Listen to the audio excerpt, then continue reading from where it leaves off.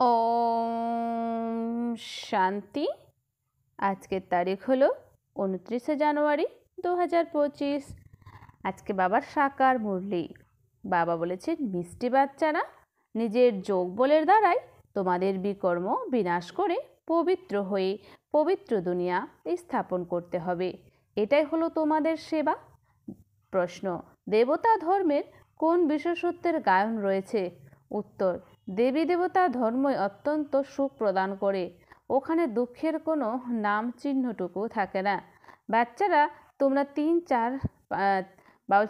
বাচ্চারা তোমরা 4 ভাগের মধ্যে 3 ভাগ সুখ পাও। যদি অর্ধেক সুখ অর্ধেক দুঃখ হয় তবে তো মজাই আসবে না। ওম শান্তি। ভগবানই বুঝিয়েছেন যে কোনো মানুষকে ভগবান বলা যেতে পারে না। ভগবানই বলেন, যেটা ভগবানের মহাবাক্য, যে কোনো মানুষকে ভগবান বলা যেতে পারে না। দেবতাদেরও ভগবান বলা যাবে না। ভগবান নিরাকার, ওনার কোনো সাকারী বা আকারী রূপ নেই। সূক্ষ্মলোক নিবাসীদেরও সূক্ষ্ম আকার আছে, সেজন্য তাকে বলা হয় সূক্ষ্মলোক। আর এখানে সাকারী মনুষ্য শরীর রয়েছে, তাই একে বলা হয় স্থূললোক। সূক্ষ্মলোকে এই স্থূল 5 তত্ত্বের শরীর থাকে না। এই যে 5 তত্ত্বের মনুষ্য শরীর গঠিত হয়েছে, একে বলা হয় মাটির পুতুল। সূক্ষ্মলোক নিবাসীদের মাটির পুতুল বলা যাবে না। ডিটি দেবতা ধর্মের মানুষ, কিন্তু তাদের বলা হবে দৈবগুণ সম্পন্ন মানুষ। তারা এটা প্রাপ্ত করেছে শিব বাবার কাছ থেকে। দিব্যগুণ সম্পন্ন মানুষ আর আসুরি গুণ সম্পন্ন মানুষের মধ্যে কত পার্থক্য! মানুষই শিবালয় বা বেশালয়ে থাকার যোগ্য হয়। সত্যযুগকে বলা হয় শিবালয়। সত্যযুগও এখানে কোনো মূল লোক, পরম ধাম বা সূক্ষ্ম লোকে সত্যযুগ হয় না। তো সত্যযুগ এখানেই হবে। বাচ্চারা তোমরা জানো যে ওটাই শিব বাবার স্থাপন করা শিবালয়। কখন স্থাপন করেছিলেন? সঙ্গমে। এ হলো পুরুষোত্তম সঙ্গম যুগ। এখন এই দুনিয়া হলো পতিততম প্রধান। একে শতপ্রধান নতুন দুনিয়া বলা যাবে না। নতুন দুনিয়াকে শতপ্রধান বলা হয়, সেটাই পরে যখন পুরনো হয় তখন তাকে তমপ্রধান বলা হয়। পুনরায় শতপ্রধান কিভাবে হয়? বাচ্চারা, তোমাদের যোগ বলের দ্বারাই তোমাদের বিকর্ম বিনাশ হয় আর তোমরা পবিত্র হয়ে যাও। পবিত্রদের জন্য পুনরায় অবশ্যই পবিত্র দুনিয়া চাই। পবিত্র দুনিয়া চাই। নতুন দুনিয়াকে পবিত্র, পুরনো দুনিয়াকে অপবিত্র বলা হয়। পবিত্র দুনিয়া বাবা স্থাপন করেন, পতিত দুনিয়া রাবণ স্থাপন করে। এ কথা কোনো মানুষই জানে না। যদি এই 5 বিকার না থাকতো, তাহলে মানুষ দুঃখী হয়ে বাবাকে কেন স্মরণ করে? বাবা বলেন, আমি দুঃখহর্তা, সুখকর্তা। 10 শীষধারী রাবণের 5 বিকারের পুতুল বানিয়েছে। সেই রাবণকে শত্রু মনে করে দহন করা হয়। তাও এমন নয় যে দ্বাপরাদি থেকে জ্বালানো শুরু হয়েছে। না, যখন তমপ্রধান হয়ে গেছে তখন কোনো না কোনো মতালম্বী বসে এই নতুন কথা বলে নিয়ম বের করেছে। যখন কে অত্যন্ত দুঃখ দেয় তখন তার এফিজি কুশপুতুল বানানো হয়। এখানেও যখন মানুষ অত্যন্ত দুঃখ পায় তখন এই রাবণের ভূত কুশপুতলিকা বানিয়ে দহন করে। বাচ্চারা, তোমাদের 3/4 কাল সুখ থাকে। যদি দুঃখ অর্ধেক হতো তাহলে তো আনন্দই বাকি থাকতো। বাবা বলেন, তোমাদের এই দেবী দেবতা ধর্ম অত্যন্ত সুখ প্রদান করে। সৃষ্টি অনাদি, এ কথা কেউ জিজ্ঞাসা করতে পারে না যে সৃষ্টি কেন স্থাপিত হয়েছে, পুনরায় কবে সমাপ্ত হবে। এই চক্র আবর্তিত হতে থাকে। শাস্ত্রে কল্পের আয়ু লক্ষ লক্ষ বছর লেখা আছে। অবশ্যই সঙ্গম যুগও থাকবে, যখন সৃষ্টি পরিবর্তন হবে। এখন যেমন তোমরা অনুভব করো তেমনভাবে আর কেউ বোঝে না। এতটুকু বোঝে না যে শৈশবে রাধা কৃষ্ণ নাম পুনরায় তাদের স্বয়ম্বর হয়। দুজনেই পৃথক পৃথক রাজধানীর পুনরায় তাদের স্বয়ম্বর হয়, তখন লক্ষ্মী নারায়ণ হয়। এই সব কথা বাবা তোমাদের বোঝান। বাবা হলেন নলেজফুল। এমন নয় যে বাবা জানার। বাচ্চারা, এখন তোমরা জানো, বাবা এসে তোমাদের নলেজ দেন। নলেজ পাঠশালায় পাওয়া যায়। পাঠশালায় অবজেক্ট তো অবশ্যই থাকা উচিত। এখন তোমরা পড়াশোনা করছো, অপবিত্র দুনিয়ায় তোমরা রাজত্ব করতে পারবে না। রাজত্ব করবে ফুল সদৃশ্য মানে পবিত্র দুনিয়ায়। রাজযোগ কি সত্যযুগে শেখাবে? না, শেখাবে না। সঙ্গম যুগে বাবা রাজযোগ শেখান। এ হলো অসীম জগতের কথা। বাবা কখন আসেন কারোরই জানা নেই। গভীর অন্ধকার রয়েছে। জ্ঞান সূর্য নাম থেকে জাপানে তারা নিজেদেরকে সূর্যবংশ বলে। বাস্তবে দেবতারাই হলেন সূর্যবংশীয়।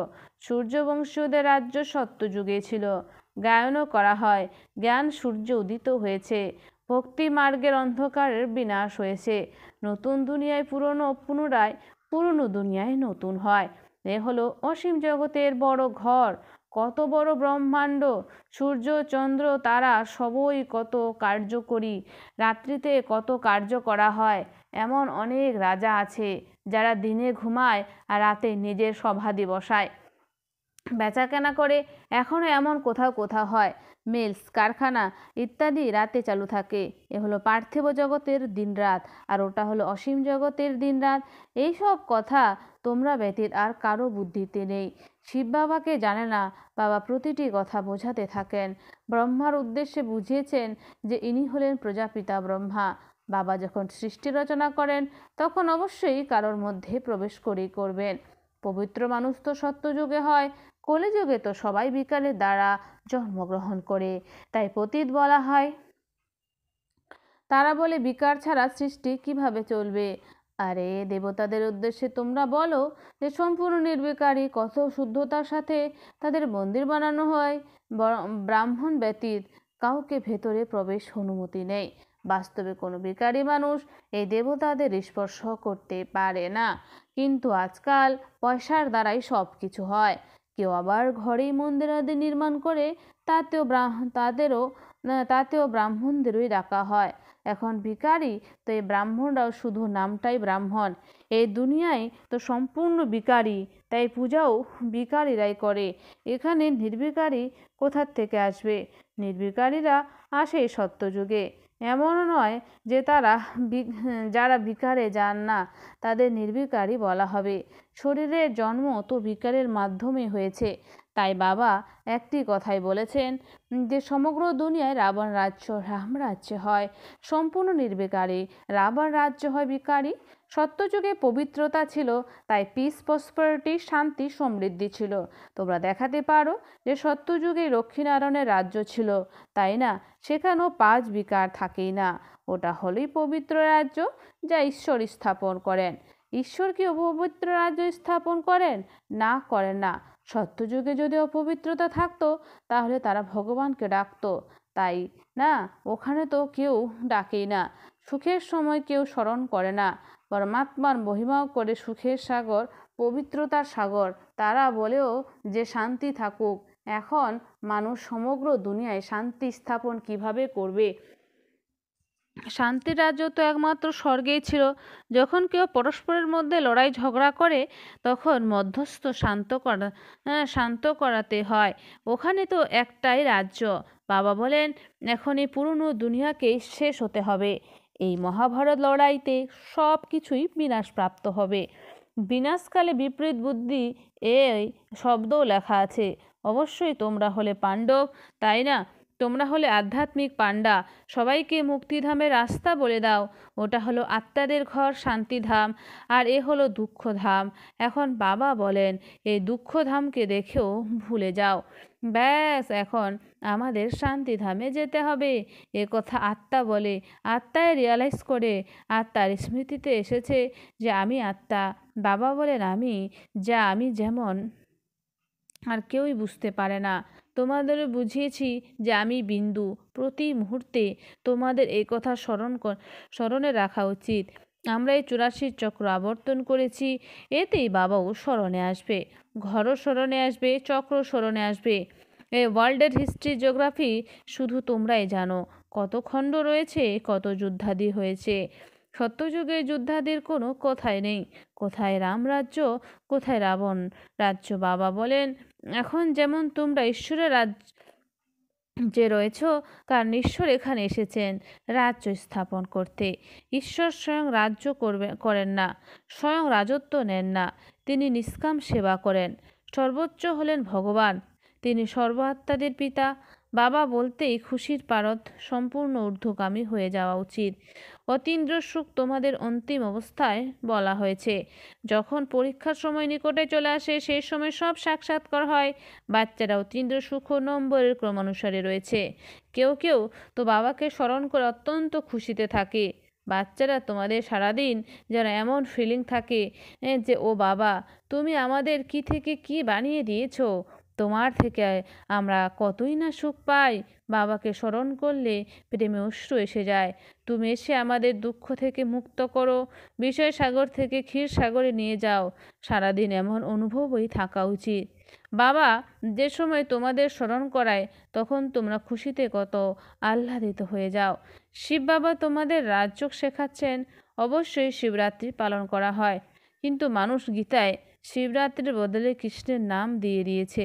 এটাই সর্বাপেক্ষা বড় একমাত্র ভুল। গীতাতেই এই একমাত্র ভুল করে দিয়েছে। ড্রামা এভাবে রচিত হয়েছে। বাবা এসে এই ভুলের কথা বলেন যে পতিত পাবন আমি না কৃষ্ণ। পতিত পাবন আমি না কৃষ্ণ? জিজ্ঞাসা করছে বাবা, আমি তোমাদের রাজযোগ শিখিয়ে মানুষ থেকে দেবতায় পরিণত করেছি। প্রশস্তিও তো তোমরাই, তোমারই হয়, তাই না?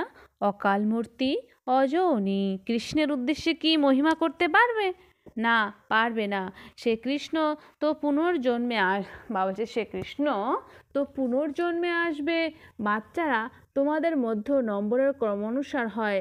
যাদের বুদ্ধিতে এসব কথা থাকে, জ্ঞানের সঙ্গে সঙ্গে আচার আচরণও ভালো হওয়া উচিত। তো আমাদের জ্ঞানের সাথে সাথে আমাদের আচার আচরণও ভালো হওয়া উচিত। মায়াও কম কিছু নয়। যে প্রথমে আসবে সে অবশ্যই অত্যন্ত শক্তি সম্পন্ন হবে। পাঠধারী বিভিন্ন ধরনের হয়, তাই না? হিরো হিরোইনের পাঠ ভারতবাসীরাই প্রাপ্ত করেছে। তোমরা সকলেকে রাবণ রাজ্য থেকে মুক্ত করো। শ্রীমতের দ্বারা তোমরা কত বল প্রাপ্ত করে থাকো। মায়া অত্যন্ত দুর্বার, চলতে ফিরতেই ধোঁকা দিয়ে দেয়। বাচ্চারা, বাবা প্রেমের সাগর, তাই তোমাদেরকেও প্রেমের সাগর হতে হবে। কখনো রুক্ষভাবে কথা বলো না। কাউকে দুঃখ দিলে দুঃখী হয়ে মৃত্যুবরণ করবে। এই সমস্ত অভ্যাস সমাপ্ত করা উচিত। সর্বাপেক্ষা খারাপ অভ্যাস হলো বিষয়ের সাগরে হাবুডুবু খাওয়া। বাবাও বলেন কাম বিকার হলো মহাশত্রু। কত বাচ্চারা কন্যারা মার খায়। কেউ কেউ তো বাচ্চাদের বলে দেবে যে ঠিক আছে পবিত্র থাকো। আরে প্রথমে নিজে তো পবিত্র হও। কন্যা সন্তানকে দিয়ে দেয় আর বাবা বলছেন আর খরচপত্রাদির বোঝার থেকে বেঁচে যায়। কারণ ভাবে জানি না এদের ভাগ্যে কী আছে, কোন সুখে ভালো ঘর পাবে কি পাবে না। আজকাল খরচও তো অনেক বেশি, গরিবরা তো তৎক্ষণাৎ দিয়ে দেয়। কারোর আবার মোহ থাকে। পূর্বে এক ভিল নিয়ে আসতো, তার জ্ঞানে আসতে দেওয়া হয়নি, কারণ জাদুমন্ত্রের ভয় ছিল। ভগবানকে জাদুকর বলা হয়, দয়াময় ভগবানকে বলা হয়। কৃষ্ণকেও কি বলবে? না, বলবে না। দয়াময় সেই যে নির্দয়ীর থেকে মুক্ত করে। নির্দয়ী হলো রাবণ। সর্বপ্রথমে হলো জ্ঞান, ভক্তি আর বৈরাগ্য। জ্ঞান ভক্তি থেকে তারপরে চলে আসে আমাদের বৈরাগ্য। এমনও নয় যে বলবে ভক্তি জ্ঞান পুনরায় বৈরাগ্য। জ্ঞানের বৈরাগ্য কি বলবে? না, বলবে না। ভক্তিতে বৈরাগ্য আসে, তাই জ্ঞান ভক্তি বৈরাগ্য এই শব্দগুলি সঠিক। জ্ঞান ভক্তি তারপরে চলে আসে বৈরাগ্য। ভক্তি থেকে বৈরাগ্য শব্দগুলি সঠিক। বাবা তোমাদের অসীম জগতের অর্থাৎ পুরনো দুনিয়ার মোহর থেকে বৈরাগ্য করান। সন্ন্যাসীরা তো শুধু ঘর পরিবার থেকে বৈরাগ্য করায়, এও ড্রামায় নির্ধারিত। মানুষের বুদ্ধিতে বসেই না। ভারত 100% সমৃদ্ধশালী নির্বিকারী হেলদি ছিল, কখনো অকাল মৃত্যু হতো না। এসবের কথার ধারণা অতি অল্প সংখ্যকের আছে। যে ভালো সার্ভিস করবে সে অতি ধনবান হবে। সারাদিন বাচ্চাদের শুধুমাত্র বাবা বাবাই স্মরণে থাকা উচিত, কিন্তু মায়া থাকতেই দেয় না। বাবা বলেন যদি শতপ্রধান হতে হয় তবে চলতে ফিরতে ভোজন করার সময় আমাকে স্মরণ করো। আমি তোমাদের বিশ্বের মালিক বানাই, তোমরা আমাকে স্মরণ করবে না? অনেকের প্রচুর মায়ার তুফান আসে।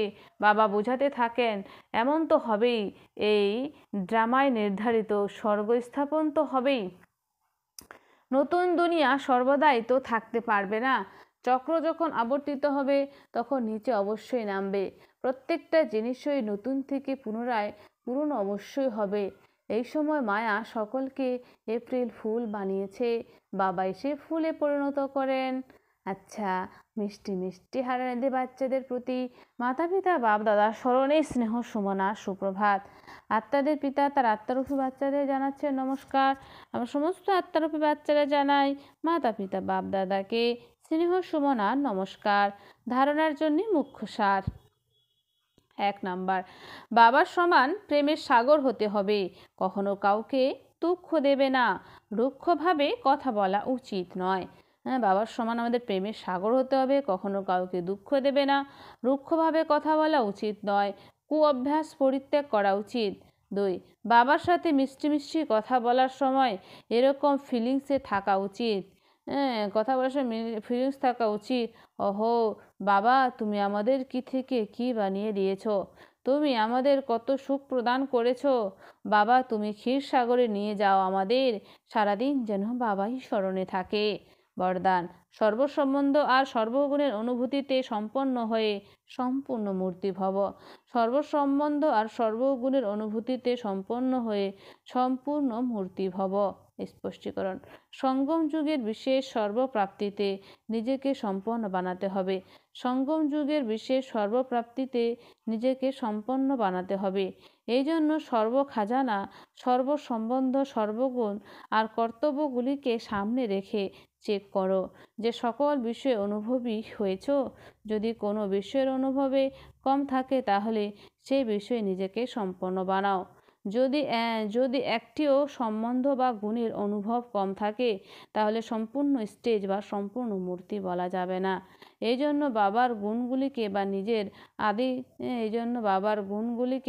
বা নিজের আদি স্বরূপের গুণগুলিকে অনুভব করো, তখন সম্পূর্ণ মূর্তি হতে পারবে। স্লোগান, জোশে মানে জেদাজেদি আশাও হলো মন থেকে ক্রন্দন করা।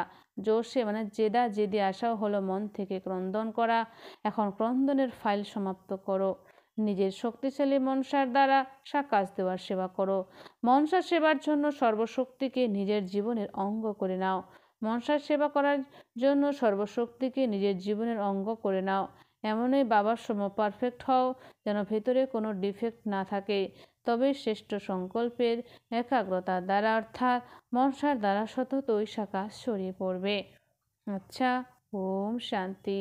ধন্যবাদ বাবা আজকের এই সুন্দর মিষ্টি মুরলির জন্য।